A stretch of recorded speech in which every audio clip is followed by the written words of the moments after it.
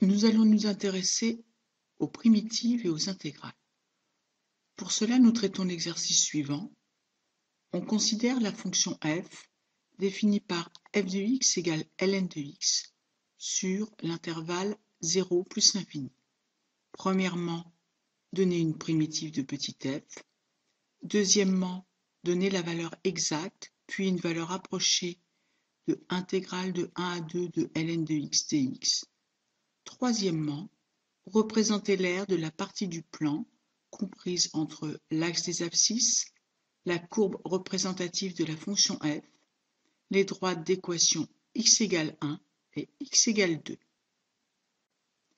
Pour traiter les deux premières questions de cet exercice, nous nous mettons dans le menu principal, puis interactif, calcul, nous reconnaissons le signe somme. Nous voulons d'abord la primitive, donc nous laissons intégrale indéfinie. Nous saisissons notre fonction ln de x. OK. Et voici une primitive de ln de x. Pour calculer l'intégrale de 1 à 2 de ln de x, nous retournons dans interactif, calcul, le signe somme, mais cette fois-ci, nous avons une intégrale définie. L'expression est donc ln de x. La valeur inférieure 1, la valeur supérieure 2.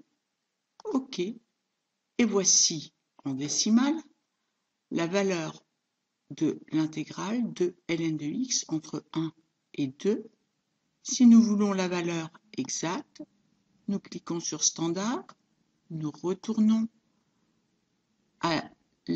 au bout de la ligne de notre calcul, nous recliquons sur Exécuter et voici la valeur exacte de l'intégrale de 1 à 2 de ln de x dx. Pour répondre à la troisième question, nous nous plaçons dans le menu Graphes et Tables. Nous saisissons en Y1 la fonction ln de x. Nous sélectionnons cette fonction et nous allons obtenir son tracé. Nous redimensionnons l'écran pour y voir plus clair et nous cherchons maintenant à assurer la zone demandée. Pour cela, nous allons dans Analyse, Solveur graphique, Intégrale, et nous pouvons sélectionner la borne inférieure d'abord, soit en déplaçant le curseur à l'aide du pavé directionnel, soit encore plus simplement en sélectionnant la valeur de x, la première, donc la borne inférieure 1, puis la borne supérieure 2. OK. Notre zone est assurée et nous voyons apparaître la valeur de l'intégrale qui est la même que celle que nous avons trouvée précédemment.